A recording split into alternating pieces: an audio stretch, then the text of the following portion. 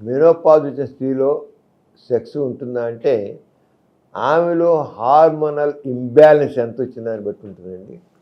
స్త్రీలో oestrogen hormone ఉంటుంది. మగవాళ్ళు ఎలా అయితే టెస్టోస్టెరోన్ ఉంటుందో స్త్రీలో ఈస్ట్రోజన్.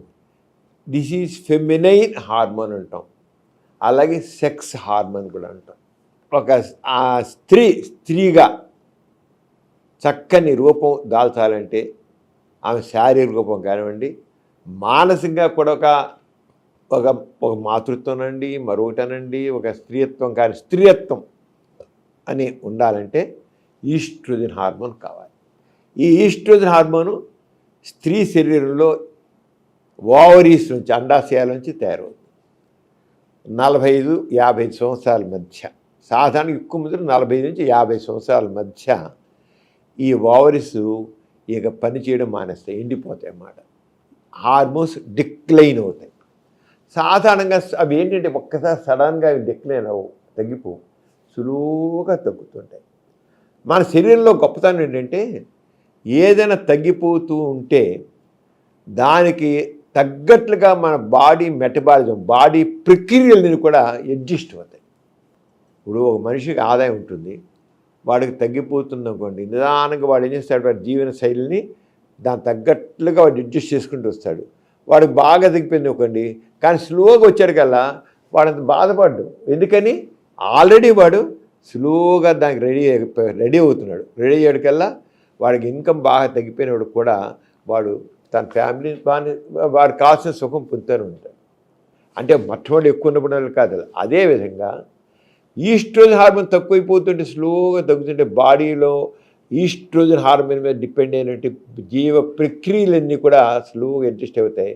అది బాడీ కొంతమందికి సడన్గా తగ్గిపోతాయి, చాలా ఫాస్ట్గా తగ్గిపోతాయి.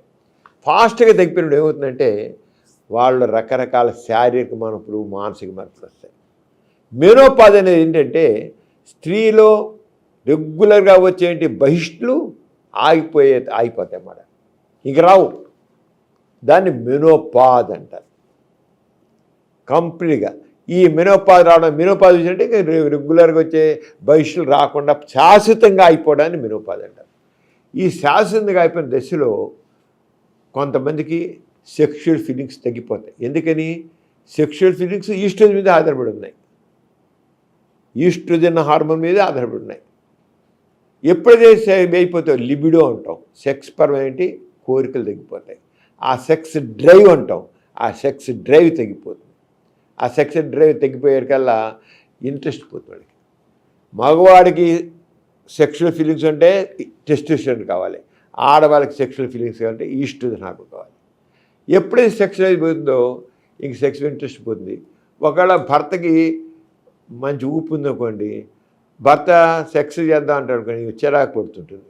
మొదటి రోజు ఏదో అంగీకరిస్తుంది, కొద్ది రోజు చాలండి ఏంటి ఎప్పుడు ఇప్పించాను మీకు అంటే. ఎందుకని? ఈవిడ సెక్స్ డ్రైవ్ పోయింది, తగ్గిపోయింది, సెక్స్ డ్రైవ్ లేదు.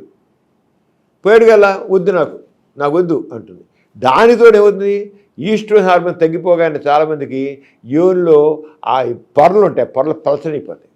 పలచమైతే సెక్స్ చేస్తుంటే మంట పుడుతుంది, డ్రైవేజ్ అని వచ్చేస్తుంది. దాంట్లో ఉండే ద్రవాలు ఊరవు, నీరు ఊరదు. ఊరకపోతే సెక్స్ చేసిన 2-3 స్ట్రోక్స్ ఒకవేళ మంట పడుతుంది.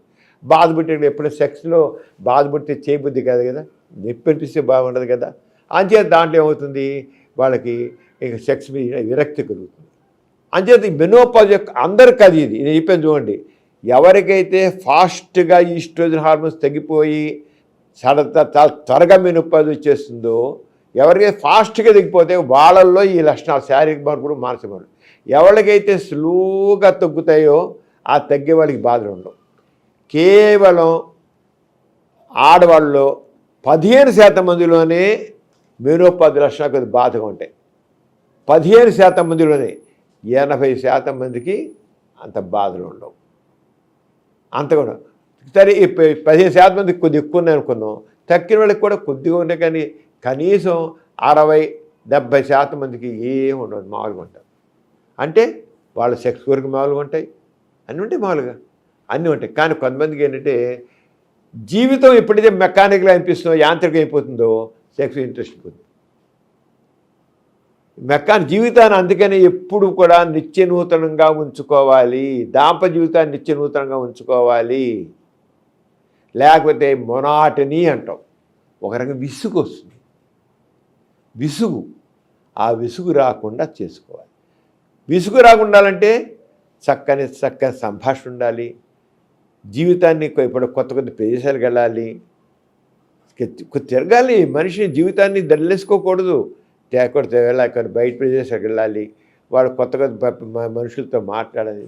అలా చేస్తే ఆ మొనాటిని జీవితంలో తొలగిపోతుంది. కానీ మనకి ప్లానింగ్ లేకపోవడం వల్ల జీవితం గురించి ఆ మొనాటిని తెచ్చిపెట్టుకుని ఆ మొనాటినితో సెక్స్ని కూడా కోల్పోతున్నాం. అది గుర్తించండి.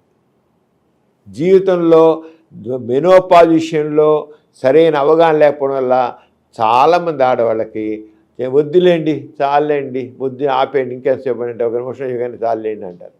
కానండి వాళ్ళ జీవితంలో మొనాటిని విసుగు వచ్చేసింది. మగవాడికి మాత్రం ఆడవాళ్ళకి వచ్చేంత మెనోపాజ్ మగవాళ్ళు కూడా యాండ్రోపాజ్ అంటాం. ఆడవాళ్ళు మెనోపాజ్ అంటాం. ఆడవాళ్ళు ఉన్నంత అది మగవాళ్ళు ఉండదు, అంత బాధలు ఉండవు వాళ్ళకి. అంత ఎక్కడో కొద్దిమంది కాదు తప్ప అంతే ఉండవు. అంచేత ఆ యాండ్రోపాజ్ బాధలు ఉండవు. కానీ ఆడవాళ్ళు అయితే అందరికీ కాదు. అంచేత సెక్స్ డ్రైవ్ దాదాపు మామూలుగానే ఉంటుంది.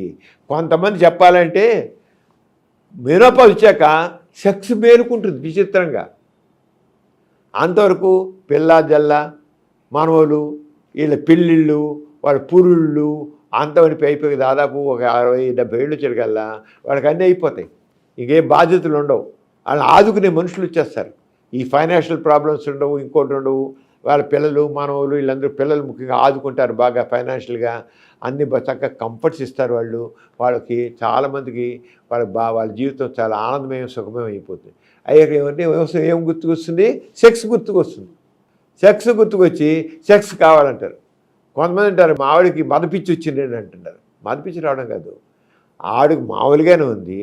ఎప్పుడైతే బాధ్యతలు తీరిపోయాయో ఆవిడ అసలు శిక్ష మేలుకుంది. ఇంతవరకు సప్రెస్ చేసుకుంది రకరకాల బాధ్యతల వల్ల. అంచేత మెనోపాజ్ ప్రతి స్త్రీకి బాధలు ఉండవు. కొంతమందికి ఏముంటాయి, అది జీవితాన్ని మాత్రం ఆనందించాలి. మెనోపాజ్ వచ్చింది కదా అని ఇంకా సెక్స్కి దూరంగా ఉండాలనుకోవడం తప్పు. మగవాళ్ళు ఉండొద్దు, ఆడవాళ్ళు ఉండొద్దు. ఎందుకంటే సెక్షువల్ ప్లెజర్ అనేది జీవితానికి ఒక కిక్కిస్తుంది, మంచి కిక్కిస్తుంది. మంచి లైఫ్ని ఆరోగ్యకరంగా ఉంచుతుంది. వాడు మానసిక ఆరోగ్యం, శారీరక ఆరోగ్యం రెండూ బాగుంటాయి, గుర్తుంచుకోండి. And please subscribe to iDream. For more videos, subscribe to iDream. Please like, share and subscribe to the channel. Congratulations, iDream. Subscribe to iDream. Subscribe to iDream. So subscribe to iDream Media. iDream team అందరికి huge congratulations. Please subscribe iDream Media. Please subscribe to iDream. Subscribe iDream. Please subscribe to iDream. iDream అంటే నా కళల ఛానల్ను subscribe చేసుకున్న నోరు తిరుగుతలేదు. మీరైతే గంట గుర్తు కొట్టండి. For more such videos, please subscribe to iDream. Subscribe to iDream. Please subscribe to iDream. Please subscribe iDream Media. Please do subscribe to iDream. Please subscribe to iDream Media. For best entertainment and information, please subscribe iDream. And don't forget to subscribe to